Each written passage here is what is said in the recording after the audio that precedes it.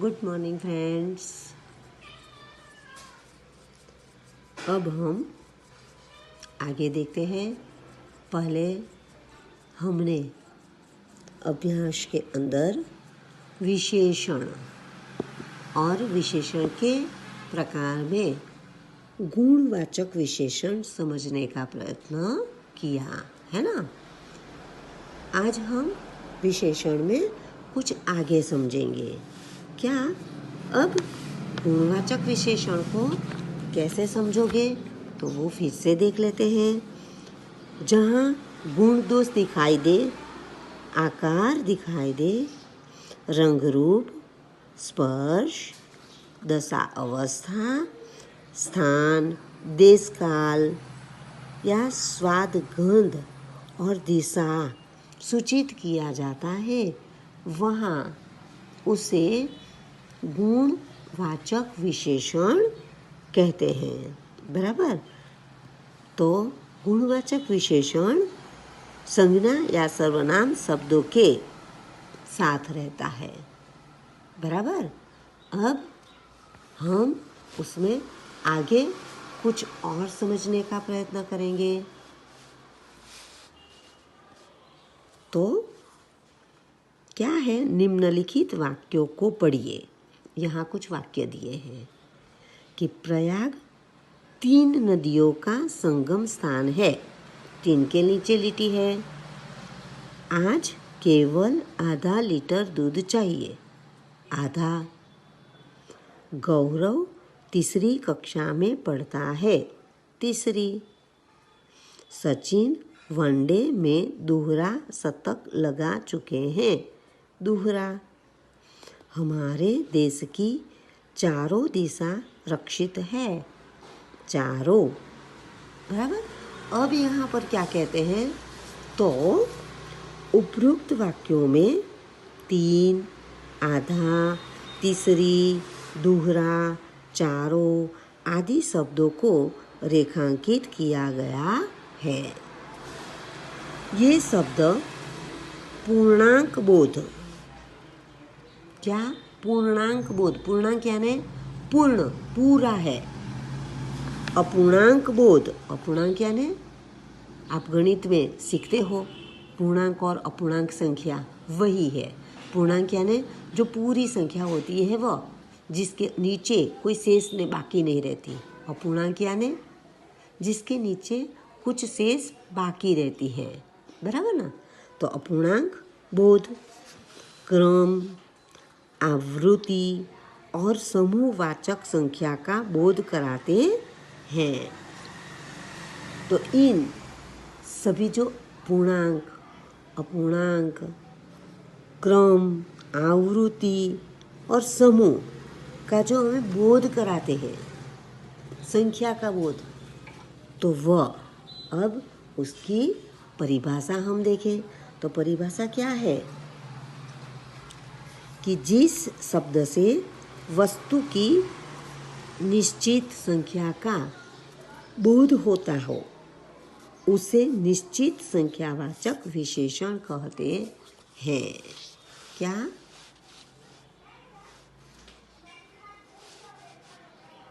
फिर से, जिस शब्द से वस्तु की निश्चित संख्या, निश्चित यानी निश्चित यही है, 1 तो 1, 5 तो 5, 10 तो 10, ये निश्चित है, संख्या का बोध होता हो उसे निश्चित संख्यावाचक विशेषण कहते हैं।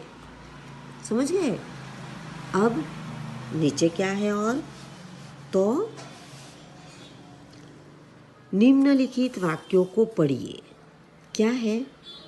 कई लोग नर्मदा की परिक्रमा करते हैं। कई, पता नहीं है कितने हैं, कई लोग। 1 भी हो, 10 भी हो, 100 भी हो या 1000 भी हो, कोई भी हो, 1 बार भी हो, 10 बार भी हो, कितनी बार है, कितने लोग हैं, हमें पता नहीं है। अब क्या है? कुछ लड़कों ने पर्यावरण बचाने का बीड़ा उठाया है। कुछ लड़कों ने, यहाँ पर भी हमें पता नहीं कि कितने लड़के हैं, छोटे हैं, बड़े हैं, कौन है, तो कुछ। ज़्यादा लोग बैठने से नाव उलट गई। ज़्यादा यानी कितने ज़्यादा? 2, 20, 100, कितने कहते हैं ज़्यादा लोग? 10 भी हो, 20 भी हो या 3 भी हो, 2 से ज़्यादा, बराबर। तो बैठने से नाव उलट गई। उलट गई यानी पलटी खा गई। अब क्या कहते हैं? उपरोक्त वाक्यों में कई, कुछ, ज़्यादा आदि शब्दों को रेखांकित किया गया है। रेखांकित किया गया यानी उसके नीचे रेखा खींची है। ये शब्द अनिश्चित संख्या का बोध कराते हैं, है ना। अनिश्चित जो हमें पता ही नहीं है वो अनिश्चित। जिसके बारे में पता है कि कितनी संख्या है, 1 है, 10 है, पता है, तो वो निश्चित। पर जहाँ पता ही नहीं है तो वह अनिश्चित। बराबर, समझ गए आप? अब उसकी परिभाषा देखते हैं। तो क्या कहते हैं? जिस शब्द से वस्तु की निश्चित संख्या का बोध न होता हो।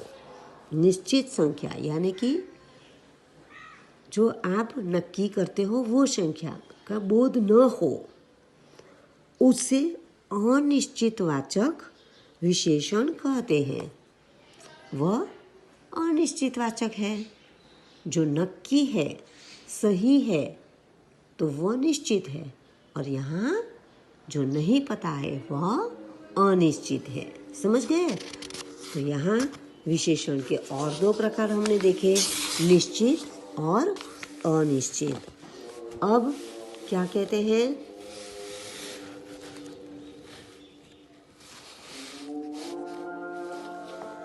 निश्चित संख्यावाचक विशेषण के कुछ अन्य भेद है। क्या भेद है? तो पूर्णांक बोधक, पूर्णांक यानी 1, 3, 9, 1000 आदि, ये निश्चित है यानी कि पूर्णांक है। मैंने अभी कहा ना आपको, पूर्णांक पूर्ण है वह। अब अपूर्णांक बोधक, तो अपूर्णांक किसे कहोगे? तो आधा, पाव, पौना, 1.5, 2.5 आदि जो अपूर्णांक है, जिन्हें ढूंढने में, जिन्हें समझने में हमें तकलीफ रहती है, वह अपूर्णांक। बराबर। अब है क्रमवाचक। क्रम यानी हम क्रम लिखते हैं ना, गिनती 1, 2, 3, 4, 5, वो क्रम कहलाते हैं। तो वो क्या है? पहला, दूसरा, तीसरा, चौथा आदि, वो क्रम है। अब है आवृत्तिवाचक। आवृत्ति यानी दुगुना, चौगुना, इखरा, दुहरा आवृत्ति है। आकृति यानी जो हम चित्र ढूंढते हैं वह, और आवृत्ति यानी इस तरह के जो गुणे में, डबल में बुलाते हैं वह। दुगुना जिन्हें हम क्या कहेंगे? 2 गणों। चौगुना 4 गणों। इखरा जो हम अवतरण चिन्ह में करते हैं, इखरा, दुहरा, वह आवृत्तिवाचक है। अब समूहवाचक, तो समूह में क्या लोगे? दोनों, तीनों, चारों आदि समूह बताना है हमें। 2-2 के जुट में चलो, 2 का समूह हो गया। 3-3 के जुट में चलो तो ये 3 का समूह हो गया। 4-4 के जुट में चलो तो वह 4 का समूह हो गया। बराबर। तो ये है हमारा निश्चित संख्यावाचक विशेषण के अन्य भेद। भेद यानी प्रकार। समझिए? यानी कि हमने विशेषण देखा, विशेषण के प्रकार देखे। तो विशेषण के प्रकार के अंदर गुणवाचक विशेषण, निश्चित वाचक विशेषण और अनिश्चित वाचक विशेषण। और अब निश्चित वाचक विशेषण, तो निश्चित वाचक विशेषण में हमने इतने ये 5 प्रकार देखे, भेद देखे। कौन से भेद? तो पूर्णांक बोधक, अपूर्णांक बोधक, क्रमवाचक, आवृत्तिवाचक, और समूहवाचक। समझ गए? तो इतने ये हमने निश्चित, यानी कि इनमें से कोई शब्द आए तो आपको पता होना चाहिए कि ये निश्चित है यानी अनिश्चित। बराबर? तो ये हमारा विशेषण के प्रकार थे।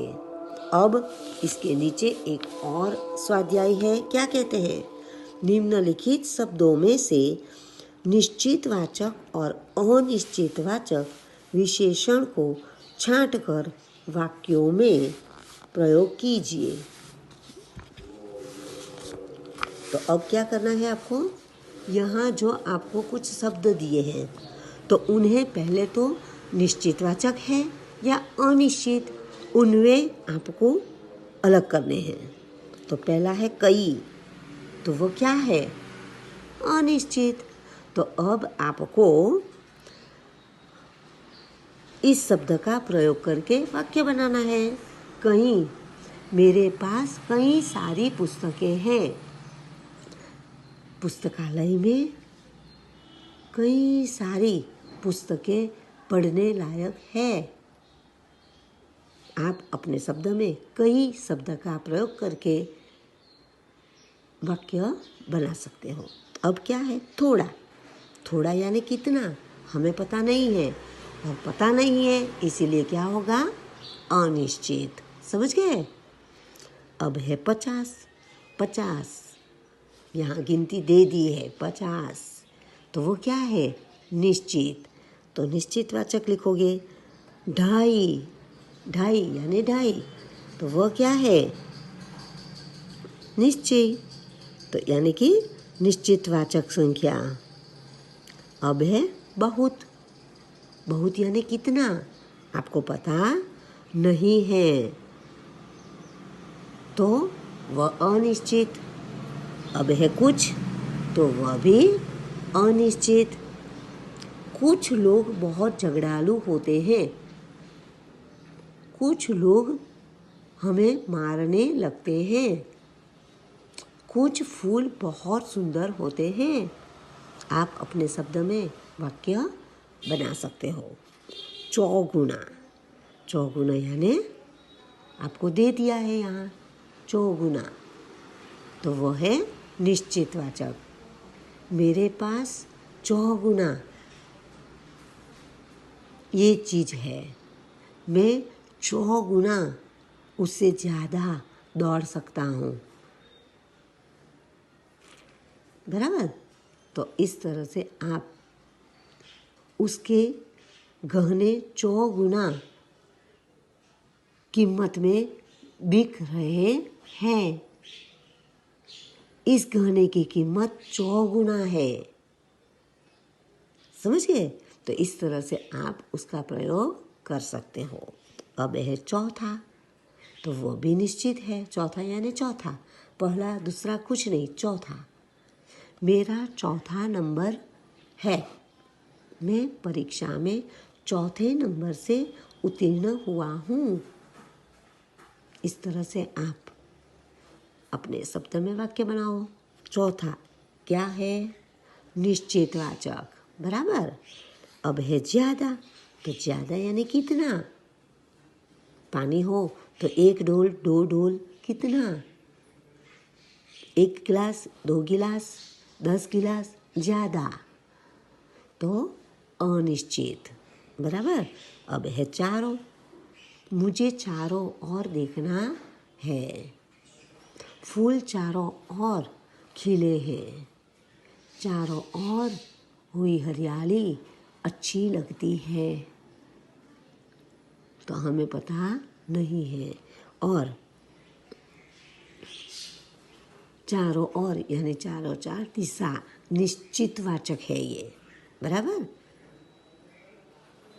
तो कई अनिश्चित, थोड़ा अनिश्चित, 50 निश्चित, 2.5 निश्चित, बहुत अनिश्चित, कुछ अनिश्चित, चौगुना निश्चित, चौथा निश्चित, ज़्यादा अनिश्चित, और चारों निश्चित वाचक विशेषण है। जिनका प्रयोग आपको यानी कि इन शब्दों का प्रयोग आपके वाक्यों में आपको करने हैं। आप इसके वाक्य बनाकर लिखोगे, बराबर। अब इसके नीचे योग्यता विस्तार है। योग्यता विस्तार में हमें क्या कहते हैं कि भिन्न भिन्न क्षेत्रों में महत्वपूर्ण योगदान देने वाली नारियों की जानकारी प्राप्त करना। यानी कि बहुत सारी नारियां हमारे अन्य अलग अलग क्षेत्रों में आई हुई हैं, जैसे कि दौड़ में, राजकारण में, पुलिस में, सभी जगह पर। तो ऐसे कौन कौन सी नारियां हैं, तो उनका आपको जानकारी प्राप्त करनी है। और उसमें भी क्या लिखना है, तो उसका जन्म कहाँ है, बाल्यकाल कैसा है, शिक्षा कहाँ ली है, जिस क्षेत्र में योगदान दिया है उसका विवरण, सचित्र जानकारी। यानी कि जो आपके पास चित्र हो तो चित्र के साथ आपको उसकी जानकारी लेनी है, बराबर। अब आगे क्या है, टैप रिकॉर्डर द्वारा या डीवीडी के माध्यम से ऐसी अन्य कविता सुनाइए। कैसी कविता, देखो, झांसी की रानी लक्ष्मीबाई के बारे में निम्नलिखित काव्य पंक्तियों का गान कीजिए। यहाँ झांसी की रानी कविता दी गई है। क्या है, देखो, यह काव्य सुभद्रा कुमारी चौहान रचित है। यानी कि सुभद्रा कुमारी चौहान ने लिखी है, रचित यानी उसने बनाई है। क्या है, कानपुर के नाना की मुँह बोली बहन छबीली थी। लक्ष्मीबाई नाम पिता की वह संतान अकेली थी। नाना के संग पढ़ती थी, वह नाना के संग खेली थी। बर्छी, ढाल, कृपाण, कटारी उसकी यही सहेली थी।